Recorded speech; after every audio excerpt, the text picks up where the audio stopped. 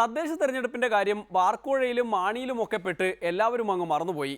പലയിടത്തും ത്രിശങ്കു സഭകളാണ് വരുന്നത്. ഉദാഹരണത്തിന് തൃശൂർ കോർപ്പറേഷൻ എടുക്കുക.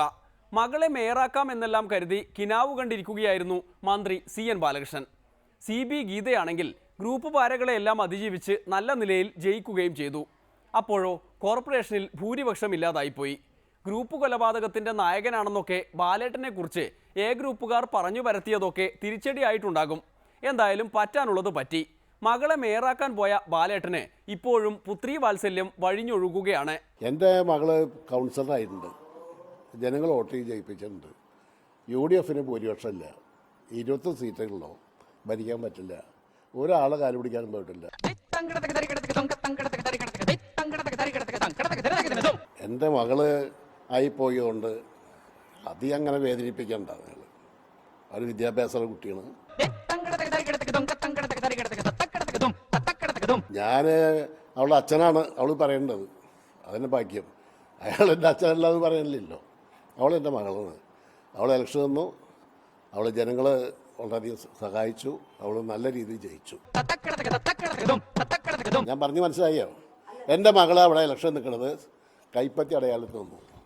അവിടെ ജനങ്ങൾ സ്വീകരിച്ചു, അവൾ ജയിച്ചു, ഭൂരിപക്ഷത്തിൽ ജയിച്ചു. ഞാൻ മേയർ സ്ഥാനാർത്ഥിയല്ല നിർത്തിയത്, പാർട്ടിയെ നിർത്തിയത്. CN ബാലകൃഷ്ണൻ അല്ല നിർത്തിയത്. ഇവിടുത്തെ പാർട്ടി ഉണ്ട്, ഇവിടെ UDF ഉണ്ട്, തെറ്റിദ്ധരിക്കൊന്നും വേണ്ട. അതെ, ഞാൻ അതിന് മറുപടി അറിയില്ല. ഇനി മകളെ വിട്. നിങ്ങൾ പൊളിറ്റിക്സ് സംസാരിക്കേ, എൻ്റെ മകളെ വെച്ച് സംസാരിക്കണ്ട. ഒരു കാര്യമില്ലാത്ത കാര്യമാണ്.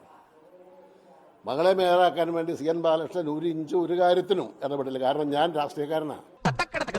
ഒരു കാര്യം നിങ്ങൾ മനസ്സിലാക്കിയോ, ജനങ്ങളുടെ വിധി UDFനെതിരാണ് തൃശ്ശൂർ കോർപ്പറേഷനിൽ. അത് അന്ന് തന്നെ ഞാനത് പ്രതികരിച്ചിട്ടുണ്ട്.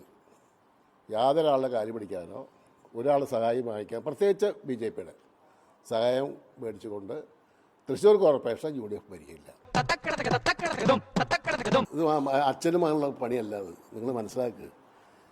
കോൺഗ്രസിന് ഉത്തരവാദിത്ത സ്ഥാനത്തിരിക്കുന്ന ആളുകളുടെ തീരുമാനം അനുസരിച്ചാണ് ആര് മേയറാവണം. ഇപ്പോൾ ഒരു പ്രശ്നമില്ലല്ലോ, മേയറാവേണ്ട ഇഷ്യമില്ലല്ലോ, ഭൂരിപക്ഷം ഇല്ലാത്തതുകൊണ്ട്. ഭൂരിപക്ഷം ഉണ്ടെങ്കിൽ പാർട്ടി തീരുമാനിക്കും ആര് വേണമെന്നുള്ളത്. ഇതാണ് അതിൻ്റെ സത്യം. സങ്കടപ്പെട്ടിരിക്കാമെന്നല്ലാതെ മറ്റൊന്നും ചെയ്യാനില്ല. ഭരണം കിട്ടിയില്ല, മകളെ മേയറാക്കാനും കഴിഞ്ഞില്ല. ഹനീഫ കൊലപാതകമാണ് എല്ലാ തിരിച്ചടിക്കും ഇടയാക്കിയത് എന്നൊരു പറച്ചിലുണ്ട് തൃശ്ശൂരിൽ. എന്തിനാണ് എല്ലാവരും കൂടി ബാലേട്ടനെ ഇങ്ങനെ ആക്രമിക്കുന്നത്? കഴിവുള്ളവൻ്റെ പേരിലല്ലേ വരുള്ളൂ, അല്ലാത്ത വല്ല റോഡിൽ പോണത് ആക്രമിക്കുമോ? ശക്തിയുള്ളവരെ ആക്രമിക്കുള്ളൂ. അപ്പോൾ ബാലേട്ടനാണ് ആ ശക്തരിൽ ശക്തൻ. പണ്ട് ഡിങ്കനെ കുറിച്ചൊക്കെയാണ് അങ്ങനെയെല്ലാം പറഞ്ഞു കേട്ടിട്ടുള്ളത്. എന്തായാലും ഈ ശക്തിയൊക്കെ ഉണ്ടായിട്ടും ഹനീഫ കൊലക്കേസിന്റെ പാപക്കറ പുരട്ടാൻ ശത്രുക്കളും എതിർ ഗ്രൂപ്പുകാരും രംഗത്തുണ്ട്. ഉദാഹരണത്തിന് ഗ്രൂപ്പുകാരനായ PA മാധവൻ പാർട്ടി യോഗങ്ങളിലും മറ്റും ശക്തനായ ബാലേട്ടനെതിരെ ആരോപണങ്ങൾ ഉന്നയിച്ചിരുന്നല്ലോ. താൻ ആരെ പറ്റി പറഞ്ഞത്? PA മാധവൻ പറഞ്ഞാരാ? കോൺഗ്രസ്സുകാരനല്ലേ, MLA അല്ലേ? CN ബാലകൃഷ്ണൻ അങ്ങനെ കൊലപാതകത്തിൽ നിങ്ങൾക്ക് പറയാൻ പറ്റുമോ? കാരണം അതിൻ്റെ ഇതൊക്കെ ആയില്ലേ, കഴിഞ്ഞില്ലേ? ചാർജ് ഷീറ്റ് കൊടുത്തില്ലേ കോടതിയിൽ? ചാർജ് ഷീറ്റൊക്കെ കൊടുത്തു. ഗ്രൂപ്പുകാരനായ ആഭ്യന്തരമന്ത്രി CN ബാലകൃഷ്ണനെ പോയിട്ട് ഹനീഫ വധക്കേസിലെ ഒന്നാമത്തെ കുറ്റവാളിയെന്ന് സംശയിക്കുന്ന ഗോപപ്രതാപനെ പോലും പ്രതിയാക്കിയിട്ടില്ല. ഇതൊക്കെ നിങ്ങൾ എന്നോട് ചോദിക്കേണ്ടല്ലോ, എൻ്റെ വകുപ്പല്ലല്ലോ. പോലീസിൻ്റെ വകുപ്പ് എൻ്റെ കയ്യിലുണ്ടെങ്കിൽ എങ്ങനെയാ നിൽക്കുക അവിടെ? നിങ്ങളെങ്ങനെ ചോദിപ്പിക്കുകയാണ്? നല്ല കാര്യം. എല്ലാത്തിൽ നിന്നും രക്ഷപ്പെട്ടു എന്ന് മാത്രമല്ല, ഗ്രൂപ്പുകാരെ മൊത്തം രക്ഷപ്പെടുത്തിയും കളഞ്ഞു ഈ ബാലേട്ടൻ. ചുരുക്കത്തിൽ തൃശ്ശൂരിലെ ഒരു പ്രമാണി തന്നെയാണ് ബാലേട്ടൻ. അത് ശരിയല്ലേ? എന്താ കുഴപ്പമില്ല? ആ പരാജയം ഞാൻ ഏറ്റെടുക്കുന്നതാണ്. ഞാനതിലും മാറി നിൽക്കുന്നില്ല. ഒരു കാര്യം മനസ്സിലായില്ല, തൃശ്ശൂരെ എന്ത് വന്നാലും CN ബാലകൃഷ്ണൻ തന്നെയാണ് പ്രമാണി എന്നുള്ള പാർട്ടിയുടെ അല്ലടോ.